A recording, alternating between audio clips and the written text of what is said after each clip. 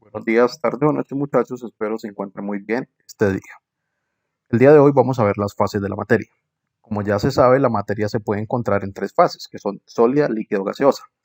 En estas tres fases las sustancias se comportan de formas diferentes debido a su estructura interna. Comúnmente se identifica la fase de las sustancias por sus características a una temperatura ambiente. Por ejemplo, se sabe que el oxígeno es un gas, sin embargo, bajo ciertas condiciones podría estar en la fase líquida. Se identifica el mercurio como un líquido, sin embargo, podríamos encontrarlo en una fase gaseosa cuando se encuentra en forma de vapor de mercurio y se reconocen los metales como el hierro en su fase sólida, aunque en la siderúrgica se pueden encontrar en fase líquida.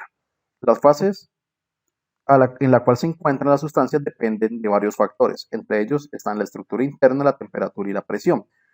Con respecto a la estructura interna, dicha estructura en los sólidos es diferente a la de los líquidos y a la de los gaseosos.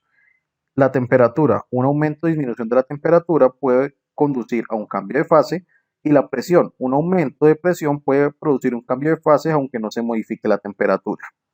Ahora entramos al concepto de punto de ebullición y punto de fusión. Entonces, me están diciendo que el punto de fusión de una sustancia es la temperatura a la cual se produce el cambio de la fase sólida a la fase líquida. El punto de fusión depende directamente de la presión. ¿Listo?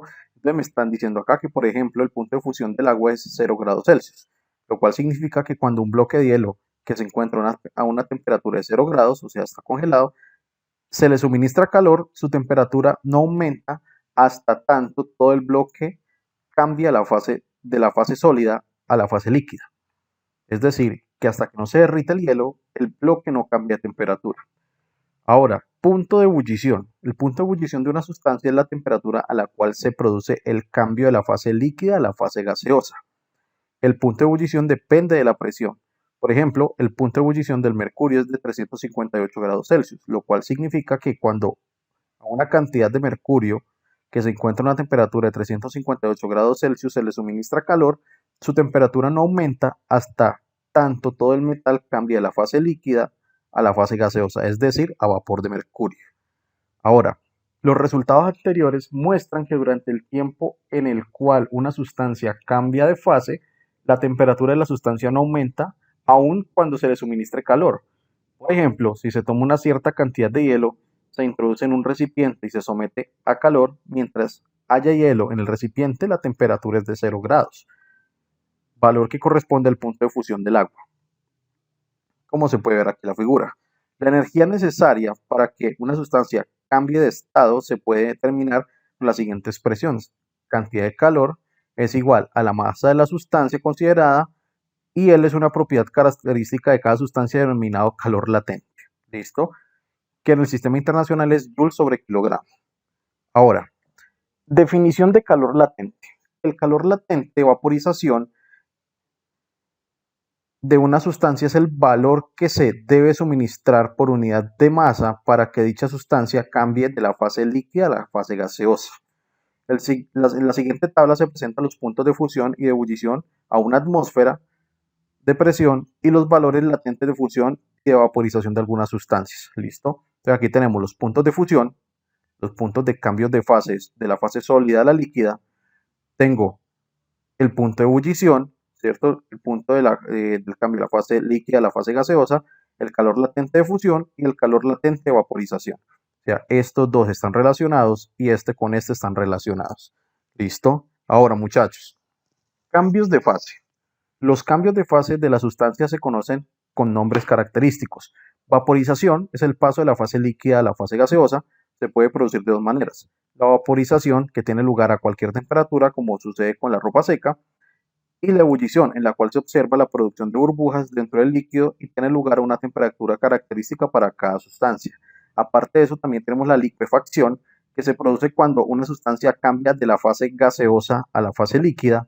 Durante este proceso la sustancia cede calor, sin embargo su temperatura no disminuye y su valor es igual al punto de ebullición.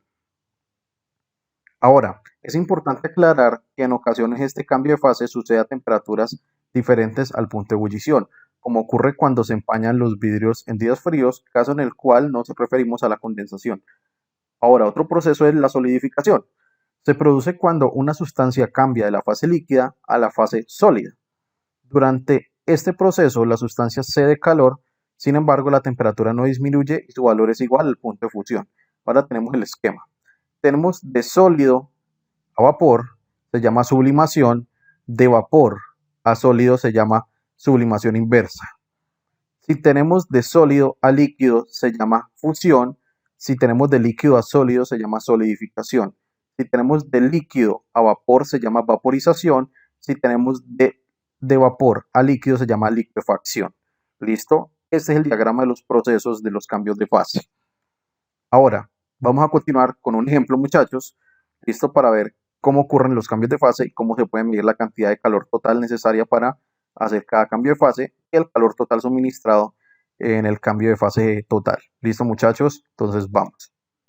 Buenos días, tarde o noche, muchachos. El día de hoy les traigo el siguiente caso de aplicación con respecto a la temática de cambios de fase. Y me dice así: un cubo de hielo de masa de 100 gramos a temperatura de menos 20 grados centígrados se introduce en un recipiente y se le suministra calor hasta que en la fase gaseosa su temperatura es de 110 grados centígrados. Me dicen determinar la cantidad de calor que se debe suministrar durante el proceso. Bueno, muchachos, para esta problemática yo debo tener en cuenta lo siguiente. Primero, que yo debo utilizar una fórmula para determinar el cambio de calor en cuestión de la variación de la temperatura. ¿Listo? Pero al mismo tiempo yo debo determinar la cantidad de calor que se debe suministrar para que haya un cambio de fase.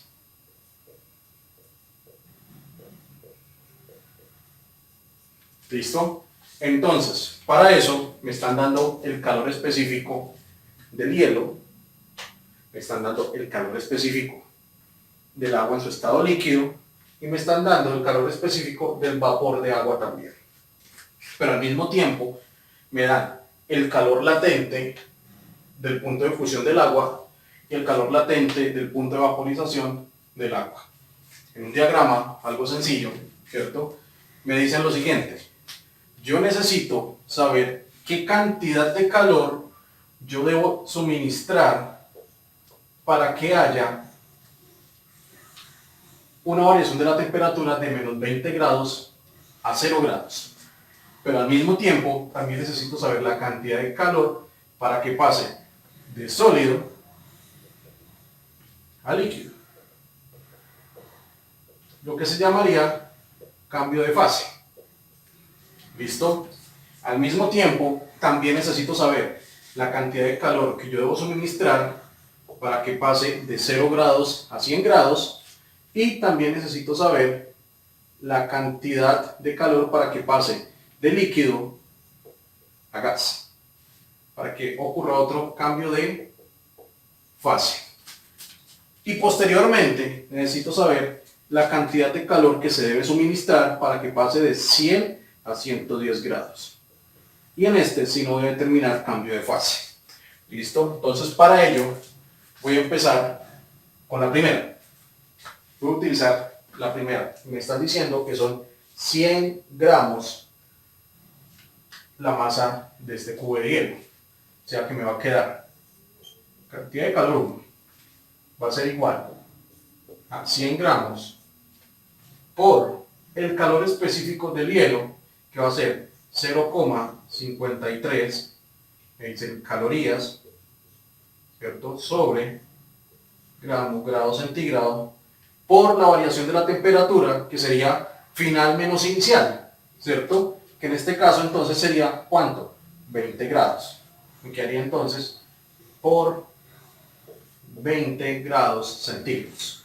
¿Listo? Procedo a realizar la multiplicación para determinar la cantidad de calor que se debe suministrar. Me dicen 100 por 0,53 por 20. Entonces la cantidad de calor que yo debo suministrar para que incremente a 0 grados centígrados van a ser 1060 calorías. ¿Por qué 1060? Y solo calorías, porque grados centígrados se va con grados centígrados, gramos se va con gramos. Ahora, de igual manera, necesito saber la cantidad de calor que yo debo suministrar para que ocurra un cambio de fase. Entonces voy a llamarlo Q2, cantidad de calor 2.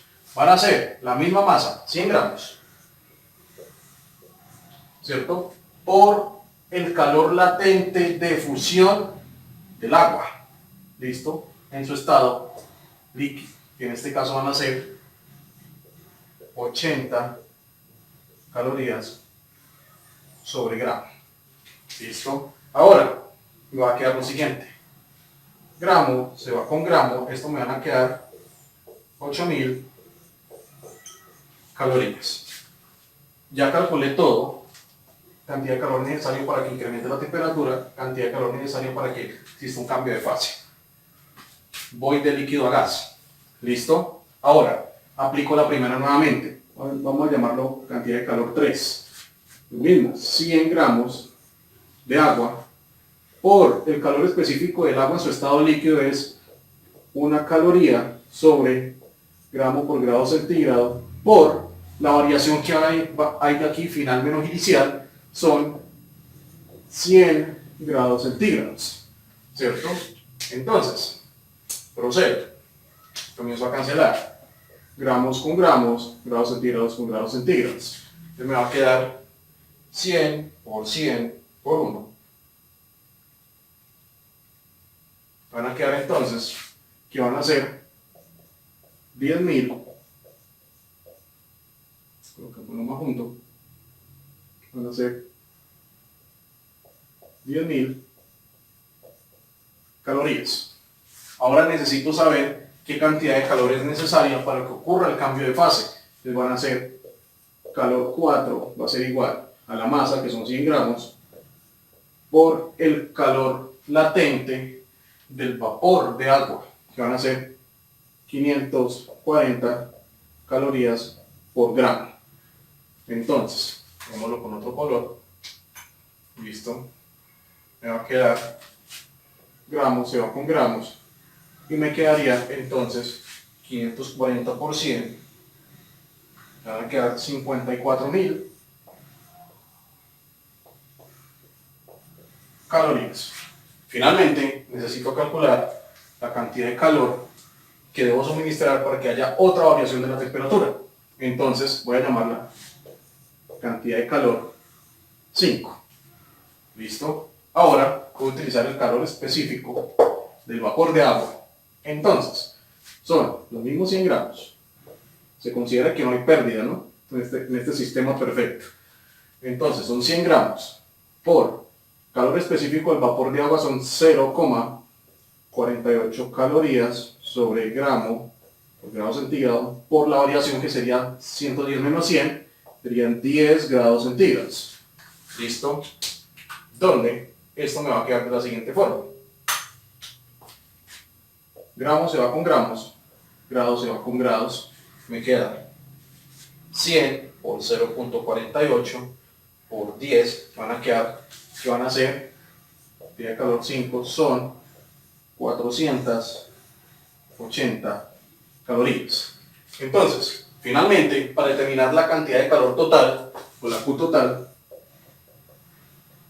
sería igual a sumar Q1 más Q2 más Q3 más Q4 más Q5. ¿Listo? Procedamos entonces. Me dicen, Q total es igual. La primera me dio 1060 calorías. 1060 calorías más, bueno, coloquemos todos, mejor. Al final colocamos calorías más 8000. Sigo, el 3 fueron 10.000. Sigo, fueron 54.000. Fueron al final 480. Encierro todo. Y esto van a ser calorías. ¿Listo? Procedo a sumar. Me va a quedar que la cantidad total de calor necesaria va a ser igual entonces. 1060 más 8000 más 10.000 más 54.000 más 480 y me va a quedar entonces 73.540 calorías. Listo muchachos, esto es todo. ahorita entra a despejar dudas e inquietudes y procedemos con un taller para que ustedes vayan practicando. Listo, muchachos, continuamos con la clase. Ahora, factores que afectan los cambios de fase. Se ha afirmado que los puntos de fusión y de ebullición son característicos de las sustancias y que su valor depende de la presión. Además, se pueden lograr cambios en dichos puntos mediante la adición de algunas sustancias. Entre los factores que afectan los cambios de fase está la presión, que me dice que cuando un líquido entra en ebullición se observa que se producen burbujas que se dirigen hacia la superficie, como se va a ver ahora en la figura 15. Puesto que las burbujas se encuentran dentro del líquido, son sometidas a la presión que éste les ejerce. Para que se produzca el proceso de ebullición se requiere que la presión del vapor en el interior de las burbujas sea la suficiente como para soportar la presión del líquido que la rodea. Por ende, cuando la presión del vapor es mayor que la presión exterior, se produce la ebullición del líquido. Cuando la presión exterior aumenta, los líquidos se vaporizan a mayor temperatura, pues es necesario que la presión de vapor aumente para superar el valor de la presión externa. Por ende, cuando la presión externa aumenta, el punto de ebullición aumenta, es decir, que el punto de ebullición de una sustancia depende directamente de la presión atmosférica. Ahora, aquí en la tabla se va a observar, ¿cierto? Por ejemplo, con el agua, el punto de ebullición va a variar a medida que yo incremento las atmósferas o los niveles o la altura, ¿cierto? Por ejemplo, al nivel del mar voy a tener que va a estar a 100 grados, centígrados. A 1000 metros va a ser 97, a 2000, 93, a 2600, 92, a 9000 serían 70 grados. Ya que a medida que yo incremento mi altura o mi presión, el punto de ebullición se va a alcanzar a menor temperatura. ¿Listo, muchachos? Ahora, me dicen que en esta tabla se muestran algunos valores del punto de ebullición del agua para diferentes valores de la presión atmosférica. Se puede ver que al nivel del mar, donde la presión atmosférica es de 760 milímetros de mercurio, el punto de ebullición del agua es de 100 grados centígrados, pero por ejemplo en Bogotá, en virtud de su altura, la presión atmosférica es de 560 milímetros de mercurio, el punto de ebullición pasa de 100 a 92 grados centígrados. Se puede hacer el experimento para ilustrar esta situación si introducimos agua a 60 grados centígrados en una jeringa hipodérmica y tapamos el orificio de salida con un dedo. Al tratar de sacar el émbolo, se observa que el agua entra en ebullición, pues con esta acción disminuimos la presión del líquido. El punto de fusión de las sustancias también depende de la presión ejercida. Por general, un aumento en la presión produce un aumento en el punto de fusión. El agua es una excepción, puesto que su punto de fusión disminuye cuando aumenta la presión. A la presión de 760 milímetros de mercurio, el punto de fusión del agua es 0 grados centígrados. Y cuando se aumenta la presión, se logra que un bloque de hielo se funda a menor temperatura. Por esta razón, cuando un patinador se desliza sobre una pista de hielo que se encuentra a una temperatura menor de 0 grados centígrados, a su paso los patines ejercen presión sobre el hielo y se forma una capa de líquido que facilita su desplazamiento, que luego se congela nuevamente. Esto significa que al aumentar la presión, el punto de fusión del agua disminuye, pero en los puntos en los que no se aumenta presión, el punto de fusión permanecerá en 0 grados centígrados. Por esto, el hielo se funde en las partes sobre las cuales el patín ha ejercido presión. ¿Listo? Ahora, muchachos, continuamos acá. Presencia de solutos es la otra parte también importante que me puede afectar. Son factores que afectan los cambios de fase. Me dicen que la experiencia muestra que si añadimos sal al hielo, el punto de fusión disminuye, es decir, el hielo se funde a menor temperatura. Por esta razón, en épocas de invierno, en lugares donde hay estaciones, se adiciona sal a las carreteras para descongelar el hielo depositado en ellas. También es posible lograr un cambio en el punto de ebullición por medio de la adición de sustancias. Por ejemplo, cuando se añade sal al agua, se observa que el punto de ebullición aumenta. Una aplicación práctica de la variación de los puntos de fusión y de ebullición mediante la adición de sustancias es la preparación de sustancias para llenar los circuitos de refrigeración de los automóviles. Cuando se adicionan al agua sustancias como el etilenglicol, compuesto del alcohol y glicerina, con determinada concentración, el rango de temperatura para la solución es más amplio, pues aumenta el punto de ebullición y disminuye el punto de fusión. ¿Listo? Entonces, ¿qué sucede? que el punto de congelamiento, ya cuando se le añade el agua, este líquido descongelante, ¿cierto? ¿Qué va a suceder? Que el punto de congelamiento del agua va a estar bajando a menos 18 grados y el punto de ebullición va a estar prácticamente incrementándose a 126 grados centígrados, por lo cual estos líquidos refrigerantes hacen que prácticamente el agua del radiador no se congele porque son sitios donde vamos a estar a menos, a temperaturas por debajo de cero. Entonces necesita que el agua tenga una mayor oscilación en cuestión de temperatura, tanto en el punto de fusión como en el punto de ebullición, para que no tenga sus cambios de fase y no afecte el funcionamiento del motor. Listo, muchachos, esto ha sido todo por hoy. Espero les haya gustado y arrancamos con un taller.